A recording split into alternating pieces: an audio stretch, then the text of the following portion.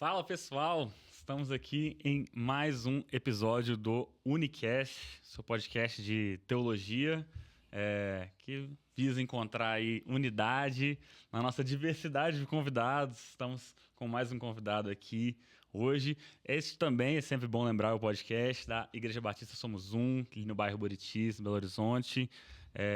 Você é nosso convidado se quiser nos conhecer, mas vamos para o foco de hoje, né? Vamos conversar sobre mais um assunto. Eu estou como host, mas estou aqui com Pastor Gibas e Pastor Léo China junto comigo, me ajudando aí a coordenar, a tomar conta dessa mesa. Sejam bem-vindos também, pessoal. Obrigado, pessoal. Bom estar junto de novo. Vamos para mais uma. E o nosso convidado de honra desse episódio é o Pastor Zé Renato. Seja muito bem-vindo, pastor. Obrigado. Se apresente, por favor, aí para o público que não te conhece, saber Obrigado. Quem é você. Primeiramente, bom dia, boa tarde, boa noite. Aí, não sei que hora que o pessoal está vendo, então você de casa, meus cumprimentos. Cumprimento a todos as autoridades da mesa. Né? Mas eu sou Zé Renato, sou pastor há 15 anos já, nem estava lembrando dessa data já, 15 anos.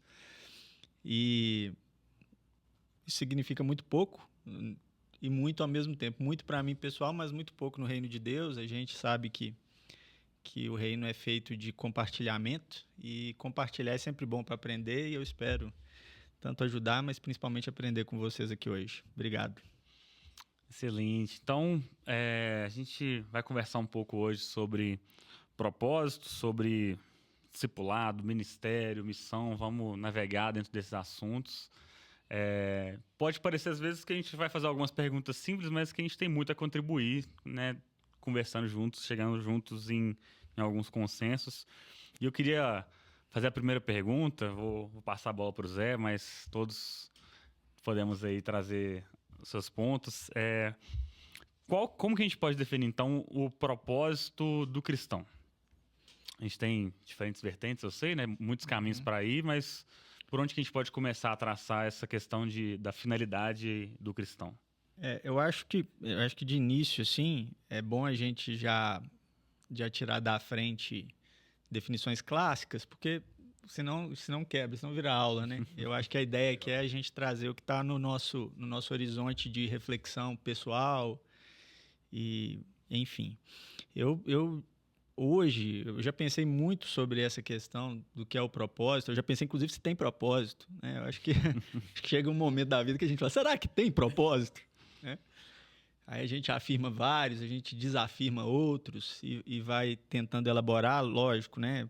Na nossa crença à luz da palavra de Deus e à luz do que nos ensinou Jesus Cristo. Mas hoje eu concordo bem com a ideia de que, obviamente, no sentido amplo, o nosso propósito é a glória de Deus, mas num sentido mais específico, eu diria que o propósito do cristão é se tornar humano de verdade. Eu acho que é isso. É se tornar o humano que Deus pensou que seria o humano. Né? É se tornar o humano que Adão não conseguiu ser, mas que Jesus conseguiu ser plenamente. A Bíblia tem várias linguagens para trabalhar essa ideia. Né? Ela vai falar da estatura de varão perfeito, que é a estatura de Jesus. Né?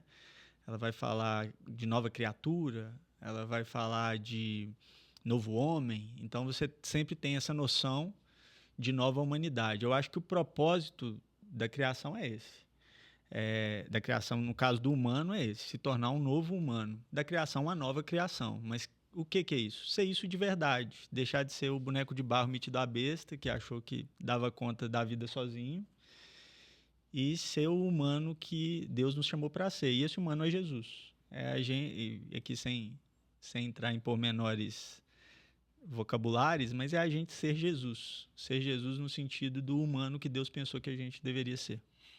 É curioso que o propósito, então, às vezes, que a gente poderia ligar com algo a se fazer, né, sob essa definição, a gente pensa muito mais em alguém para se tornar, né, um processo de transformação para acontecer, uma santificação, se a gente quiser pensar de maneira mais uma linguagem mais bíblica, né? E aí, de novo, chamando os pastores aí para a mesa, né? Como que a gente, de maneira prática, às vezes consegue viver isso de se tornar? Como que é isso no dia a dia, a vida do cristão comum, da pessoa comum?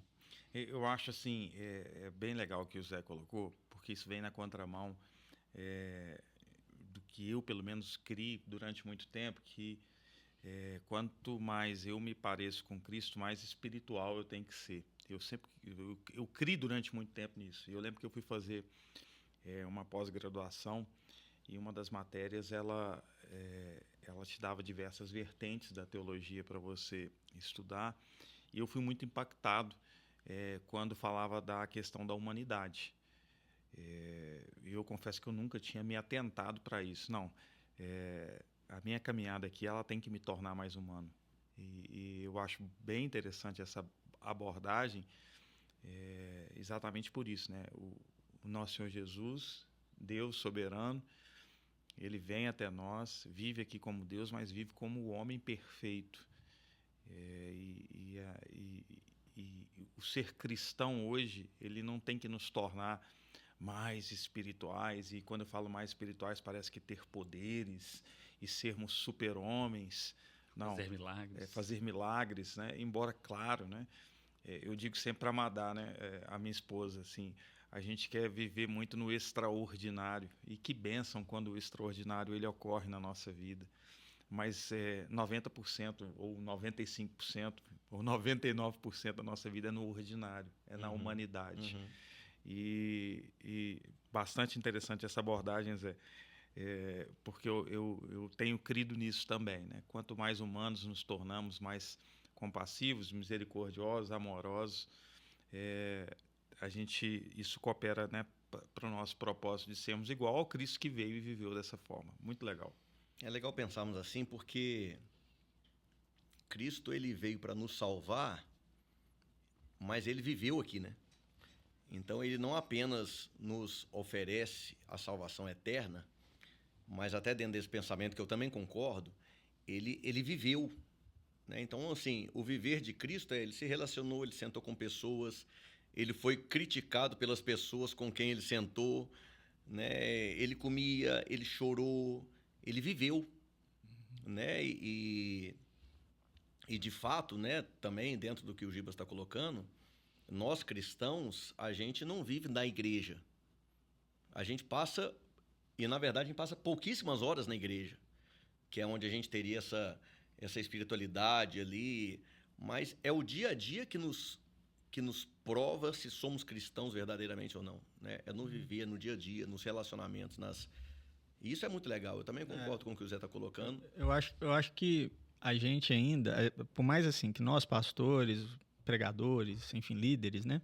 A gente trabalhe na nossa própria cabeça alguma coisa diferente, nós temos vícios, ou para não falar vício, mas estruturas montadas de uma igreja já de tanto tempo e de tanta coisa que a gente recebe, que a gente não consegue, às vezes, também não trabalhar essa ideia muito bem no nosso dia a dia. Assim. Eu digo isso porque, em geral, por mais que talvez na resposta pronta não, mas as pessoas acham que são salvas para ir para o céu mesmo. Assim. Elas acreditam que o propósito da salvação, o propósito de Jesus tê-las resgatado é ir para o céu. Essa é a ideia. E que isso só começa depois da morte, né? E na verdade ela está aqui num momento de teste, né? Num momento de prova para poder chegar lá. E chegou lá, é isso, é a ideia. E nada mais antibíblico, né, do que isso. Assim, se você pega, mesmo os textos que nós chamamos em teologia de soterológicos, né, mas para quem não sabe, tratam de salvação. Você acabou de falar, foi o episódio anterior sobre salvação. Ah, que bom aí, ó. Então você vê o episódio anterior aí pra você. Mas mesmo esses textos, eles não tratam de salvação basicamente como ir para o céu. Isso quase não é um tema bíblico. É um tema que ele é oriundo de diversos outros temas e que a gente entende e tal. Se você pega, por exemplo, um texto clássico que é Romanos 8. A gente discute salvação a partir de Romanos 8, as escolas soterológicas e tal. Mas tem coisas que são simples em Romanos 8 que toda escola soterológica vai concordar. Que é, por exemplo, quando fala assim, e aos que chamou, justificou, os que justificou, glorificou, tal, vai fazendo a escadinha lá. Aí tem um para. Para quê?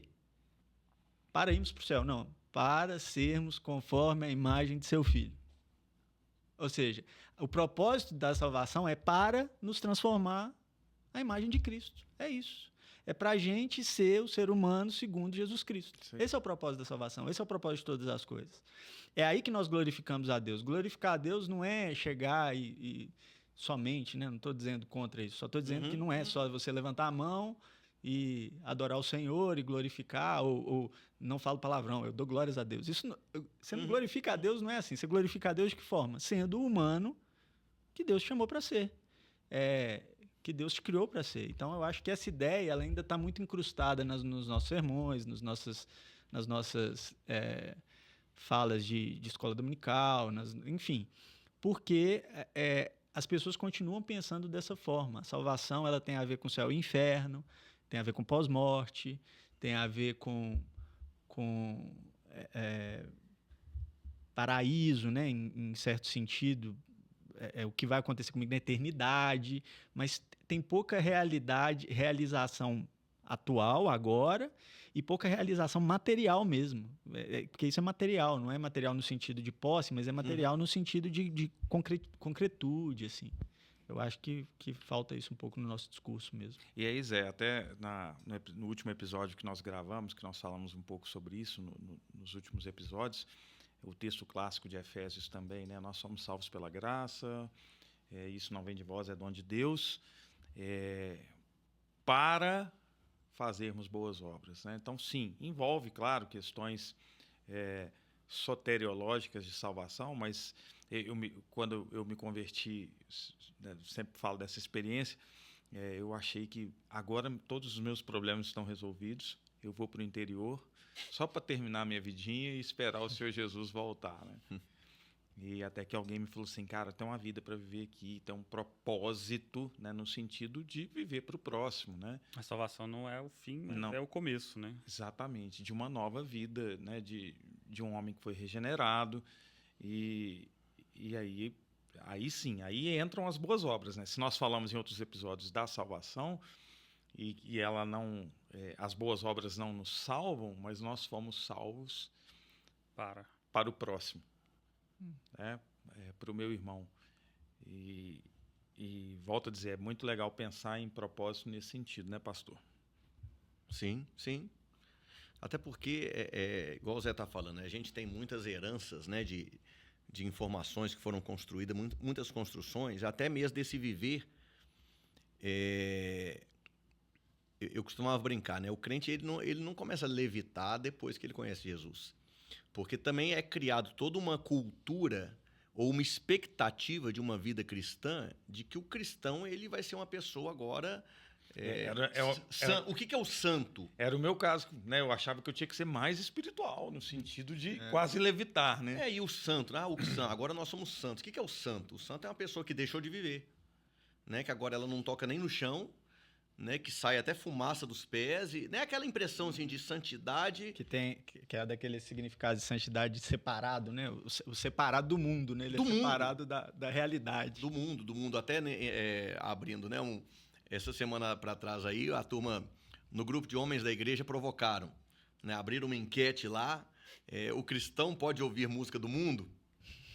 E aí surgiu essa questão, né? E aí logo depois colocaram até um videozinho do Zé Bruno, né? Pastor Zé Bruno também, vocalista ali do Resgate, e ele falando assim, sim, eu ouço música do mundo. Até porque eu ainda não tive acesso ao podcast, né, ao Spotify de Marte. Né? Eu não tenho acesso a outros planetas. Eu não sei se tem música em outros planetas. Então, na verdade, tudo que acontece é mundano, é do mundo. Nós estamos presentes aqui.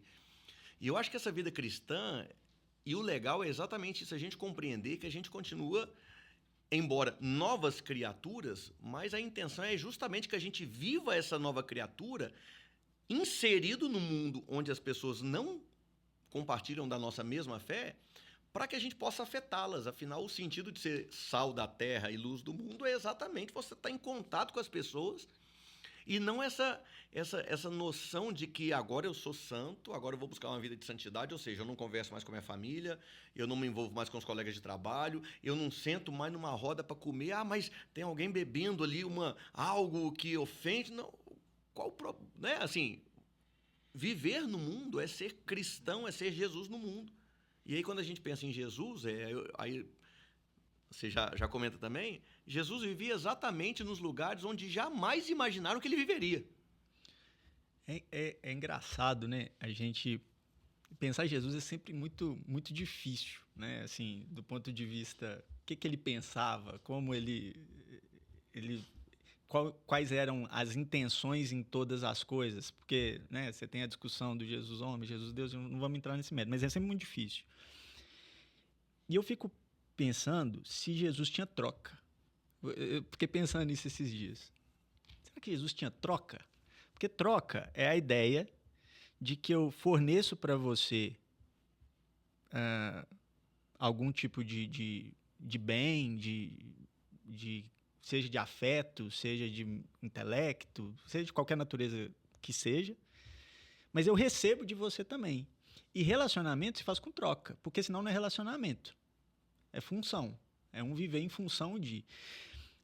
A Bíblia sugere que Jesus tinha relacionamentos. Sim. Por definição, então Jesus tinha troca.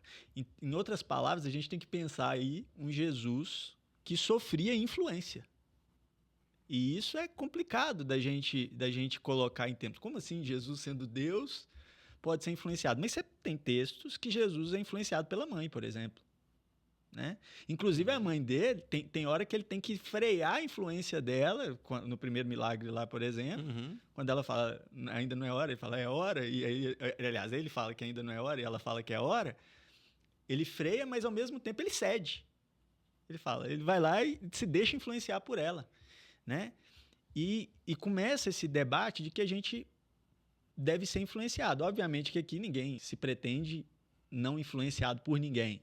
Mas eu acho que nisso que o pastor Léo está falando, de a nossa relação, inclusive com aqueles que não são discípulos de Jesus, de que a gente não pode ser influenciado por eles. Nada mais egocêntrico e nada mais arrogante. Né? De Perfeito. Pensar... se você pensa que porque alguém não segue a mesma fé que eu, não tem nada a me oferecer, você é uma pessoa só. No mínimo, você é uma pessoa só. Porque eu fico imaginando como que seria a vida se a gente não se deixasse influenciar pelas pessoas que não creem como nós. Primeiro, a gente não teria se convertido, porque alguém pregou para a gente. A gente se abriu a ser influenciado por alguém que não pensasse como nós. E se você pretende que as pessoas desfrutem da sua influência, você tem que se deixar permitir ser influenciado por elas também. Senão você está pedindo, se abra para mim, mas eu não vou me abrir para você. E aí não tem diálogo, né? Não tem diálogo. Que em algum dos outros episódios que nós gravamos, nós falamos sobre isso. Acho que foi no de Igreja Simples, né? Se for também na reforma sobre a possibilidade de questionar, né, como que... e aí não tem diálogo, né, porque eu não escuto, que é o grande problema, um dos grandes problemas para mim desse século é isso, eu creio, né, no meio político, eu creio numa coisa, o outro crê na outra, ninguém conversa com ninguém, constroem-se a guerra das barreiras, né? Barreiras. Quando conversa é para brigar. Às vezes eu não consigo nem ouvir. Não é nem debate, né? É embate já, né? Exato. Aí, porque o fulano postou, eu já, só porque ele postou, eu nem vi o que ele falou, eu já vou e combato, porque eu estou contra ele, não contra a ideia dele. E eu tenho uma experiência pessoal, por exemplo, de uma dificuldade que eu tinha no casamento, só para ilustrar. Durante muito tempo, a minha esposa sofreu comigo. Por quê? Eu ainda não era convertido, não, viu, irmão? Jesus tá modificando aqui. Mas ela teve uma época do nosso casamento que ela se calou. E aí eu fui entender por que ela se calou. Porque eu entendia, pessoal, Zé, que diálogo era o seguinte: eu falava, você falava e eu te convenço da minha verdade. E eu levava isso para o casamento. Então, assim, eu até discuto, mas o que eu estou falando é verdade. Até que eu tive acesso, lembro um livro do pastor Paulo Solonca, se não me engano, lá de Santa Catarina, acho que já falecido, em que ele falava que diálogo, esse conceito mudou minha vida. Você fala, eu falo. Eu posso aceitar isso como verdade ou não, mas, ou seja, eu me deixo ser afetado por isso, né? Então, isso muda todo o conceito de realmente a gente pensar no sentido de que nós precisamos conversar uns com os outros e claro, e em cima daquilo, não, eu estou mais convicto do que eu penso, ou não, realmente, eu não estou tão... faz sim, algumas coisas que você está me falando me afetam e me transformam, e eu aceito isso. O pastor Léo falou, né, que a gente não começa a levitar depois que se converte. Acho que ao contrário, a gente deveria ainda mais pisar no chão da vida, sentir as pessoas, e aí se o propósito é se tornar como Jesus, nada melhor do que mergulhar na dor das pessoas, nas aflições das pessoas, em quem elas são, e entender aquilo, né, que é muito do que a gente... E compartilhar as nossas aflições com elas também. Exatamente. Porque isso é algo que... Eu acho que o Stott fala isso em não sei se no cristianismo básico, no discípulo radical, em algum desses livros de discipulado dele, assim. Ele fala que a gente perdeu a noção de que todo bem vem de Deus. Todo bem vem de Deus. O homem não importa de onde ele veio.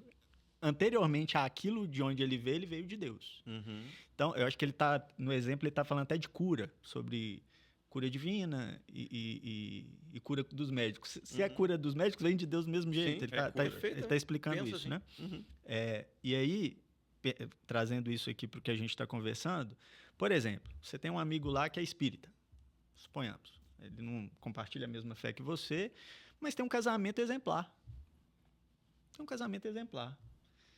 Aí, você quer me dizer que eu não posso chegar e aprender com o casamento desse rapaz que é espírita, porque ele é espírita? E segundo, se o casamento dele é exemplar, ele não é oriundo de Deus?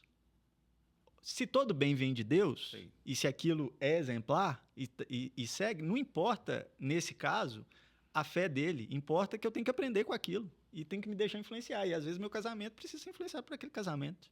Às vezes o meu jeito de tratar pessoas, acredito que todos já podem ter tido essa experiência de ter alguém que não compartilha a mesma fé que a gente, mas que as pessoas falam assim, só faltou ser crente tão bom. Exatamente. Mas talvez não faltou ser crente, faltou a gente ser um pouco menos crente, no sentido aqui o crente, entre aspas, ser menos santarrão, ser menos chato, ser menos... E aprender, e falar assim, cara, me ensina isso aí, eu quero aprender com você. Uhum. Jesus, quando ele senta para conversar com essas pessoas, por muitas vezes, essas pessoas, né, que você falou, Gibas, elas ensinam os discípulos de Jesus. Né? Você vê a mulher sirofenícia, Jesus fala, aprende com essa mulher aí. Vocês que já são os crentes, aprende com a fé dessa mulher aí.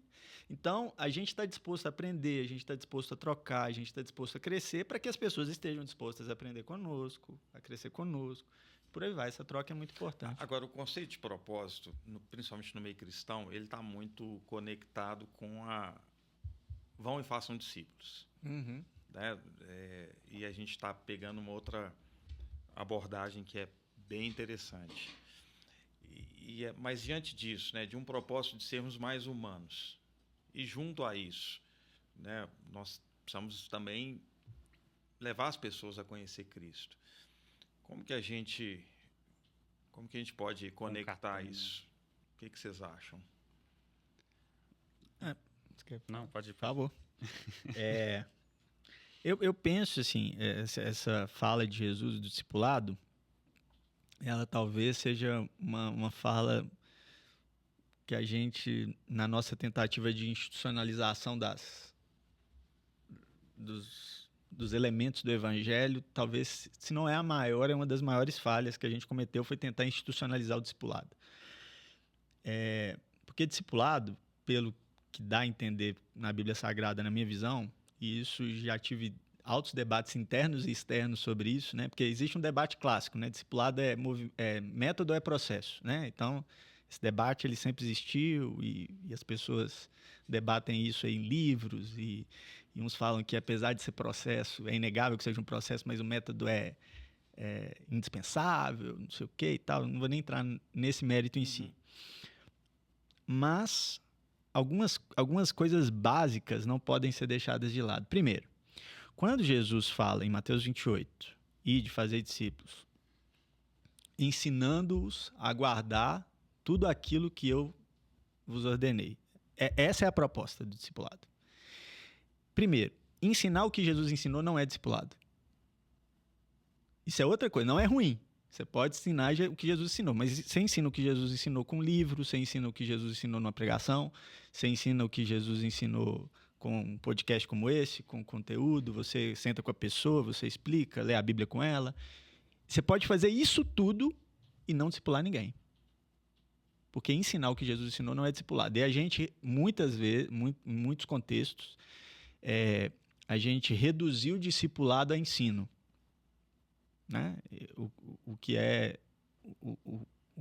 definitivamente não é o que Jesus propôs ali. Jesus propõe o seguinte: quando vocês forem fazer discípulos, tem lá o que eu ensinei. Vocês vão ensinar essas pessoas a guardar o que eu ensinei. Tem algumas traduções que vão falar obedecer o que eu vos ordenei, né? Mas a guardar o que eu vos ensinei. Só existe um meio possível na minha cabeça de efetuar discipulado real, que é dando o exemplo. Ok. É só isso. Não tem segredo nenhum. Então, o discipulado se faz no convívio, porque a pessoa precisa te ver. Sim. Perfeito. É convívio. Claro. E a pessoa precisa ver como que faz para poder seguir o que Jesus ensinou. O que ela está aprendendo na igreja? Aí eu entendi que o Léo pregou domingo. Agora vamos aqui. Aí isso aí é o Léo pregador. Agora o Léo discipulador vamos ver como é que o Léo põe em prática aquilo que ele pregou domingo. Aí ela te vê e ela é discipulada por isso. Isso é algo básico na minha visão. E o discipulado ele não tem dimensões... Não tem é forte, mas ele tem muito pouca dimensão individual. Assim, o discipulado real, ele é íntegro. E se ele é íntegro, eu remeto mais a Efésios 4 ali. Quando os 5 ministérios são falados em Efésios 4, a ideia, e aí o propósito dos 5 ministérios é para que nós cheguemos a uma só fé no Cristo Jesus, né? É que você forma um discípulo a partir da ideia do missionário, a partir da ideia do evangelista, a partir da ideia do mestre, a partir da ideia do pastor, a partir da ideia do profeta, né? Ou dos profetas, do ministério de profetismo. Ou seja, não existe o discípulo do pastor. Isso não existe. Porque um pastor sozinho é incapaz de discipular. E se ele discipular, ele não vai fazer um discípulo de Jesus, ele vai fazer um discípulo dele. Se o mestre discipular alguém, ele pegar, eu vou discipular você aqui, eu vou fazer um discípulo meu, mas eu não faço um discípulo de Jesus. Porque o discípulo de Jesus, ele é feito pela igreja. Ele não é feito por uma pessoa. Uma cultura de discipulado na igreja. Todo mundo discipula. Todo mundo fornece... Com a vida em comum da igreja ali. Fornece o recurso necessário para que aquela pessoa se transforme em um discípulo. E aí, eu não tenho nada contra X método, Y método, mas a gente vê que métodos, às vezes, são montados para que pessoas discipulem pessoas para si, e não para Jesus.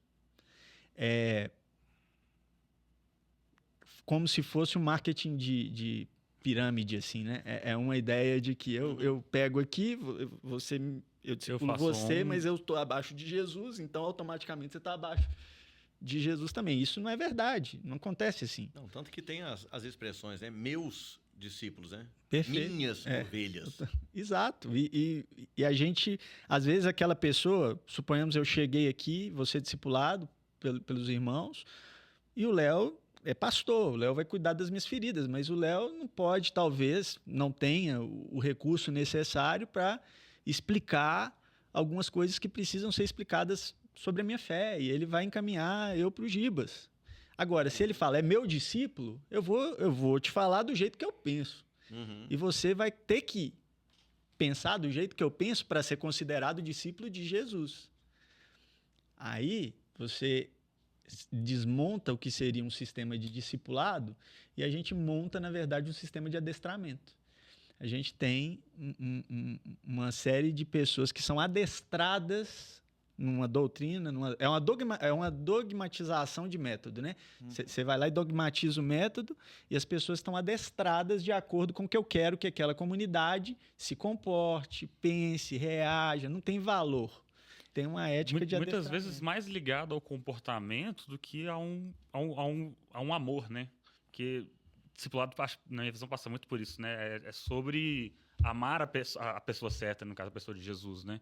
É mostrar a quem direcionar a sua vida, as suas afeições, o seu amor. E, às vezes, o que é muito mais fácil de controlar é o comportamento.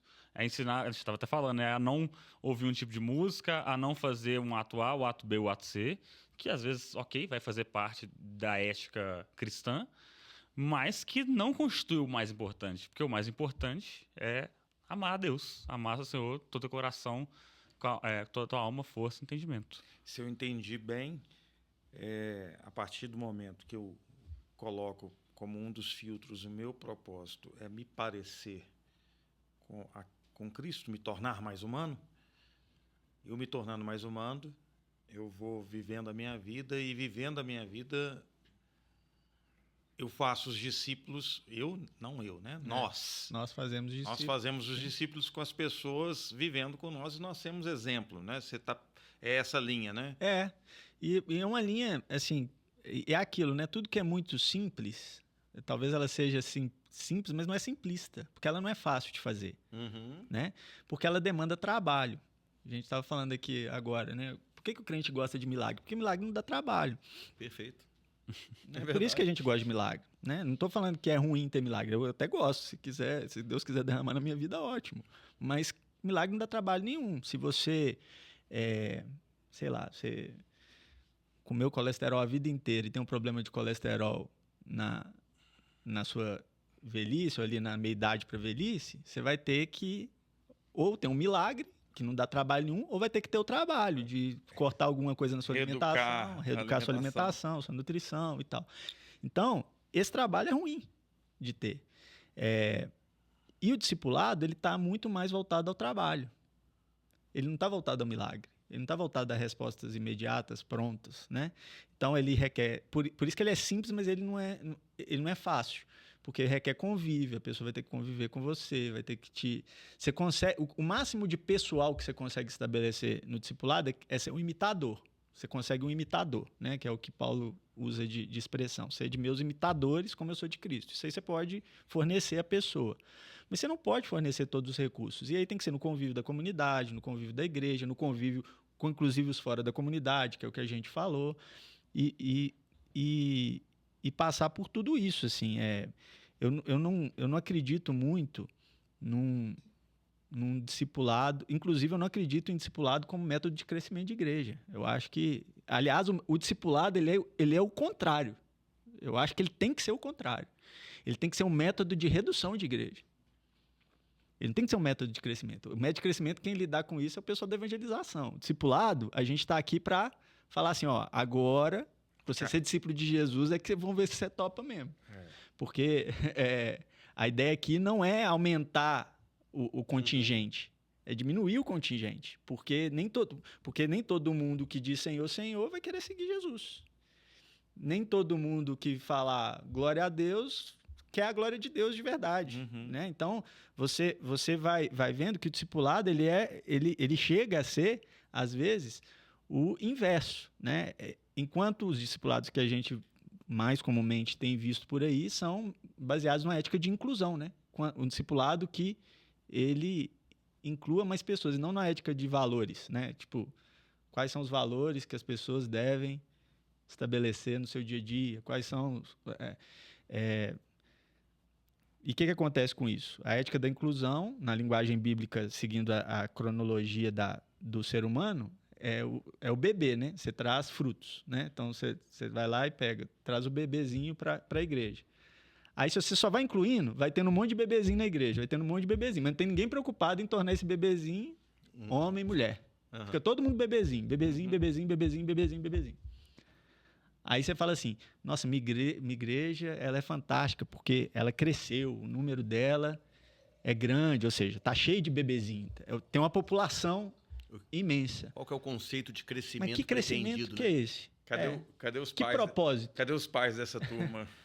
Que propósito? Aí você pôs um monte de bebezinho na igreja, e tá certo, tem que pôr bebezinho mesmo, mas alguém tem que estar ali para poder criar esse bebezinho, para dar de alimento esse bebezinho para que ele cresça e deixe de ser só bebezinho e deixe de ser só consumista, né? O bebê não produz. Alguém que passe a produzir, alguém que passe a frutificar e por aí vai. O discipulado, ele é o inverso disso. Ele é o que se preocupa com os bebezinhos que chegou e vai fazer eles crescerem. Ele não está preocupado de pôr mais bebezinho para dentro. Não à toa, Jesus, em alguns momentos, ele usa discursos desse estilo, né? Que é tipo, olha, se você quer me seguir, tem que negar a si mesmo. Você quer primeiro enterrar seu pai? Não. Não dá para me seguir, E ele vai meio que cortando, né? É um discurso realmente ao contrário do que a gente costuma fazer, porque ele passa por um momento de agora precisamos de adicionar critérios. Vocês só querem milagres. Exatamente. Quem não comer da minha carne e beber do meu sangue não tem parte comigo, né? Ou seja, vou passar o facão aqui, pode ir embora. Ele até convida as pessoas, pode ir, né, se vocês quiserem. Pergunta para os discípulos, vocês também não querem, não? Não adianta você ter uma igreja cheia de pessoas que não tenham entendimento e que não estejam de fato comprometidas com Jesus. Aí é só público, só vai dar trabalho. Agora... E essa igreja, desculpa te cortar, Léo, mas essa igreja, ela está justificada de pensar isso até certo ponto. Ela está justificada de pensar isso enquanto ela é um bebezinho. Sim. Mas depois que ela cresce, que a mentalidade muda, Deus passa a cobrar de acordo com aquela mentalidade, né? Por exemplo, quando o povo sai do Egito, o povo tem uma mentalidade matura. Sim. Porque quando falta maná, falta Deus na mentalidade daquele povo. Mas a partir do momento que aquele povo entendeu Deus, a primeira coisa é cortar o maná. Não tem mais maná. Não precisa mais de maná. Porque vocês entenderam Deus. Então, a ideia aqui é uma ideia de corte, é uma ideia de redução, é uma ideia de se preferir, de filtragem, né? É um filtro mesmo para falar, não, aqui a gente quer mexer com discípulos. Você está falando desse texto aí, por exemplo, o jovem Henrique é um absurdo o que Jesus fala. É que a gente não leva a ferro e fogo, mas no jovem rico, Jesus vira e fala assim, quem não vender tudo que tem e não der aos pobres, ele não está mandando vender, mas ele está falando assim, quem não está disposto a isso, não tem parte comigo. É absurdo, porque a gente se vê numa situação de que a gente não tem a maturidade necessária para seguir Jesus. A gente não tem. E aí a gente quer falar de discipulado nesses termos de cartilha, revistinha e tal, não vai dar. É interessante que esse ponto que você está colocando, e aí eu quero voltar em Efésios 4, que você citou, ele responsabiliza todo crente.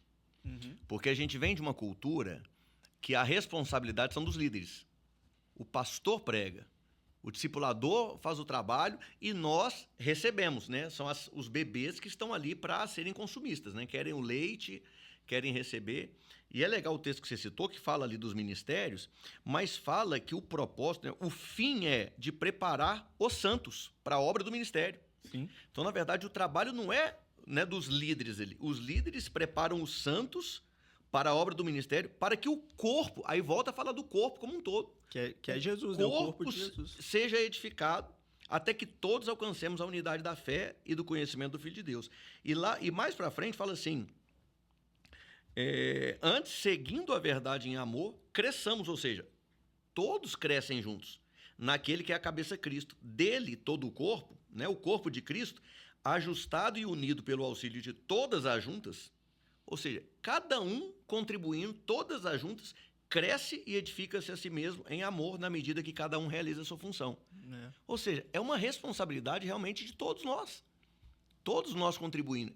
E tem a ver com esse discipulado, lógico. Ou seja, cada um fazendo a sua função, cada um influenciando e sendo influenciado, seguindo a Cristo, mas todos nós envolvidos, aí a igreja cresce. Aí o corpo de Cristo cresce e amadurece. Mas às vezes o que a gente vê? A gente vê a responsabilidade de poucos. Os líderes, eles resolvam, façam a igreja crescer, eu cruzo meus braços e fico aguardando os milagres.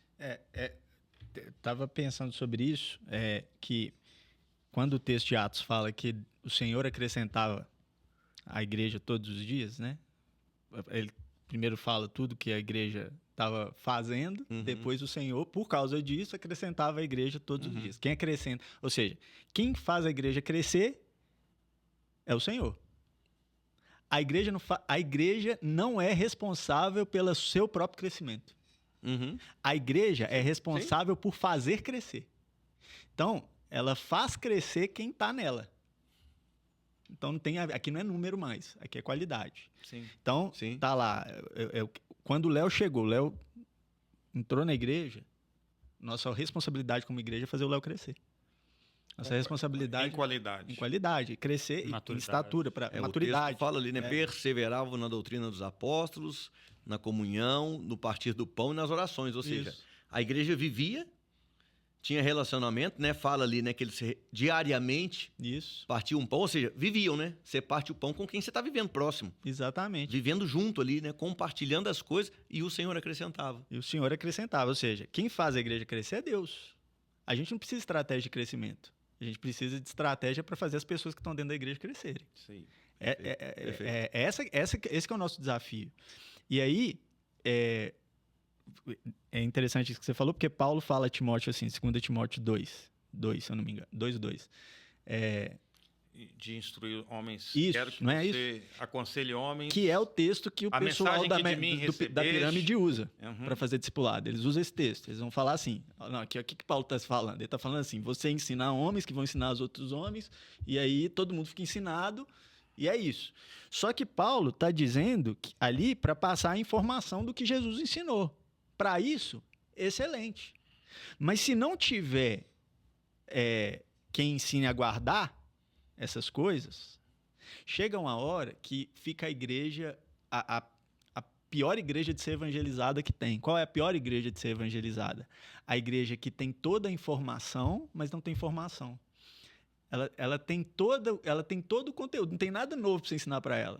Ela sabe quem é Jesus, ela sabe qual é a obra de Jesus, ela sabe o fim da criação, conhece conceitos, mas tem pouca prática, tem pouca vivência, não tem vida de relacionamento uns com os outros, não tem vida com o próprio Deus, e por aí vai. Então, essa ideia de discipulado, eu acho que é isso. Passa por uma ideia de convívio, basicamente. Basicamente, discipulado é convívio. E um convívio que forneça, assim como... aí a gente pode dar testemunho de amizade, por exemplo. Eu e Léo, infelizmente, por conta da vida, a gente fica quanto tempo sem se ver? Às vezes 1 ano, às vezes mais. Antes a gente já conviveu todo dia, né? E um dos motivos que faz falta a convivência com o Léo é o discipulado. Sim. É porque, talvez, quando eu convivia com ele, eu conseguia perceber no Léo, alguma coisa que eu falo, pô, isso aí é o jeito de viver aquilo que Jesus ensinou. Eu não estava sabendo o jeito, o Léo me ensinou.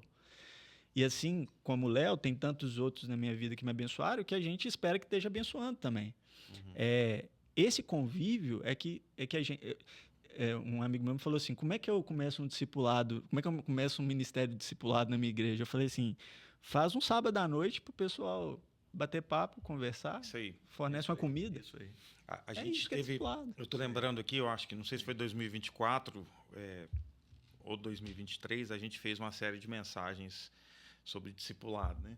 E eu lembro que eu fiquei com a mensagem de cultura do discipulado. E aí a gente vai estudar.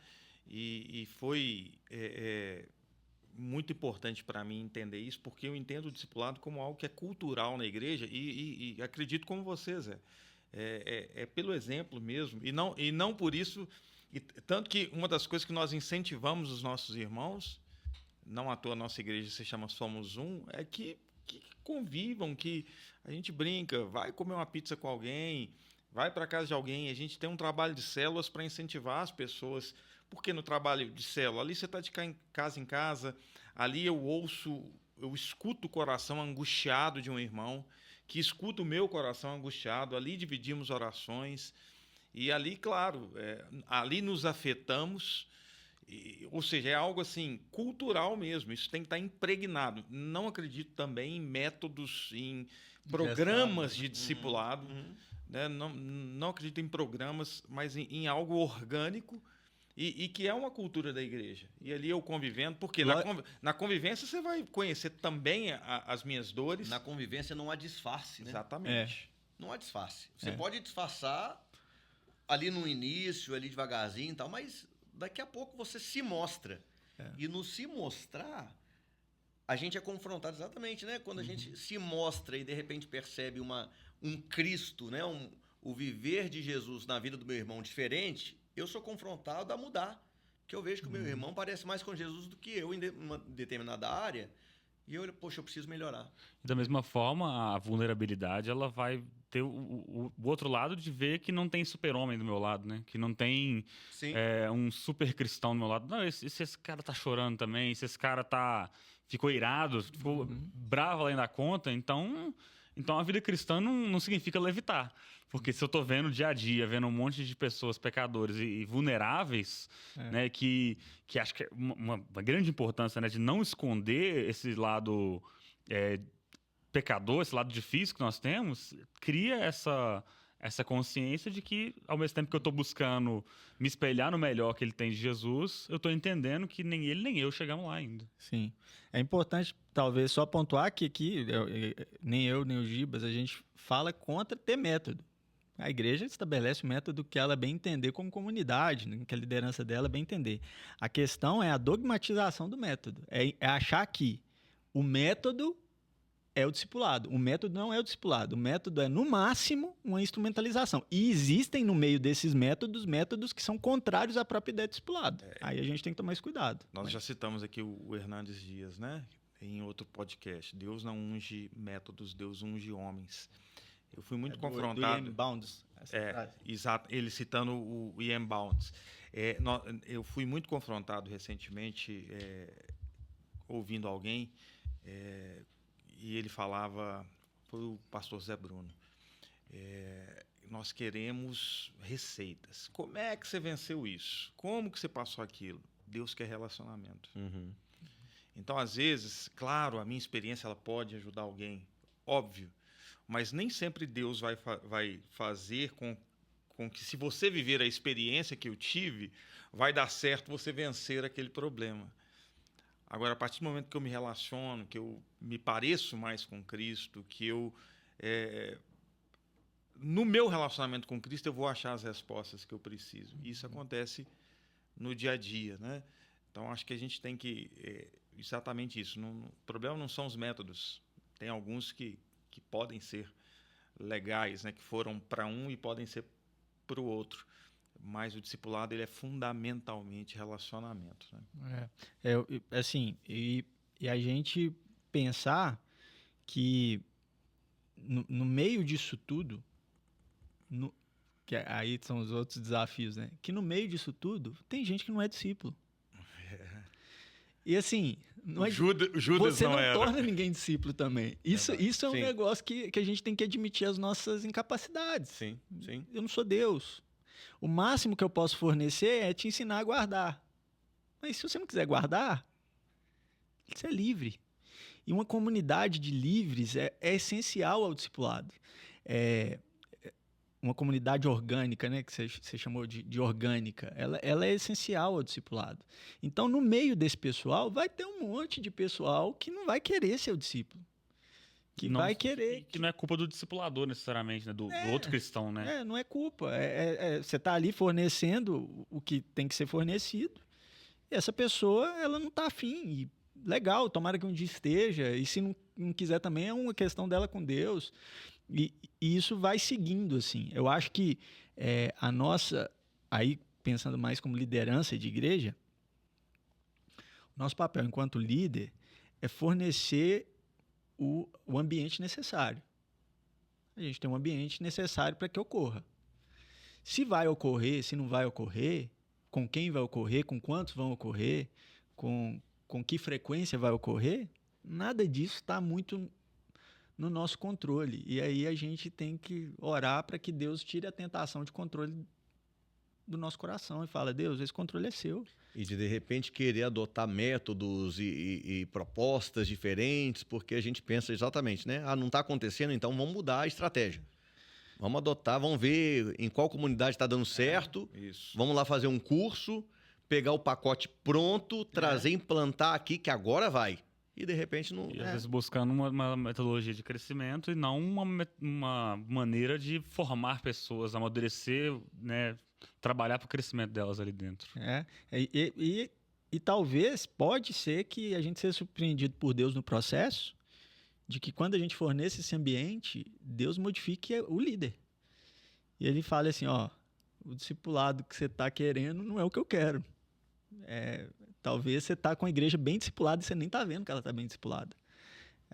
Ela tá mais, às vezes, crescida que você, porque você criou um ambiente hiper saudável do ponto de vista de relacionamento, de comunhão, mas como você pensa em crescimento, você pensa você ainda está com os olhos, né, da igreja como fim em si mesma, né? É a ideia vocês devem ter discutido isso aí na Igreja Simples, a igreja ser fim em si mesma.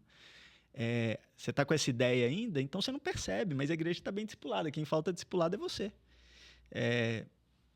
Eu estou cada vez mais... eu acho que ainda existem hierarquizações necessárias às instituições para que haja organização, obviamente, né, e tal.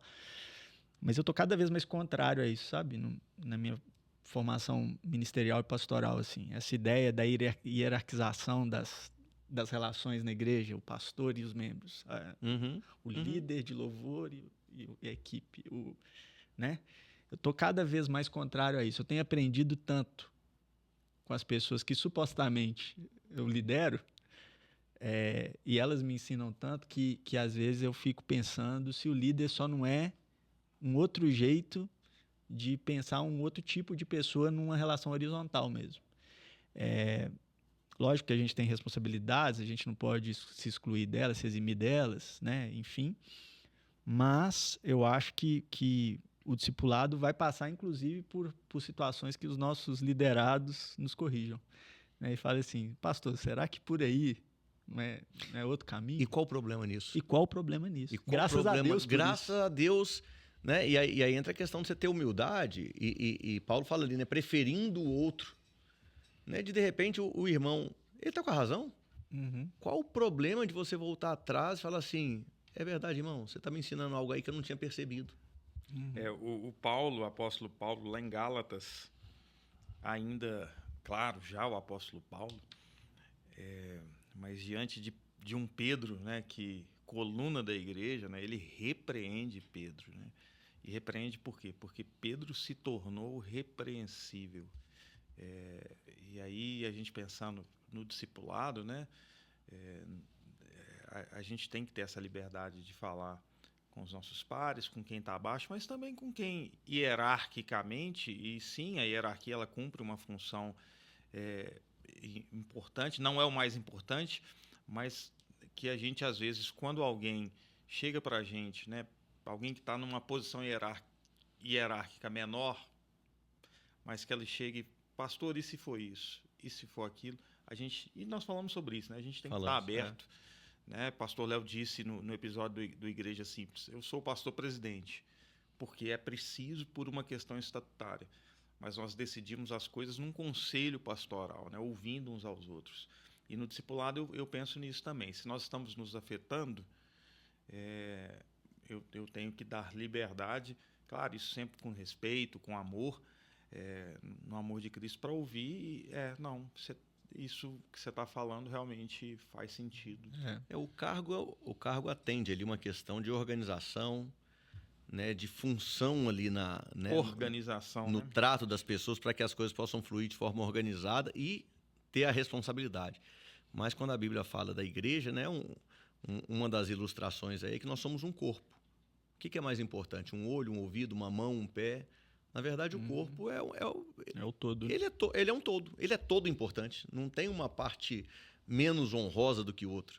É tudo. Preciso interrompê-los, que estamos assim, o tempo já passou bem.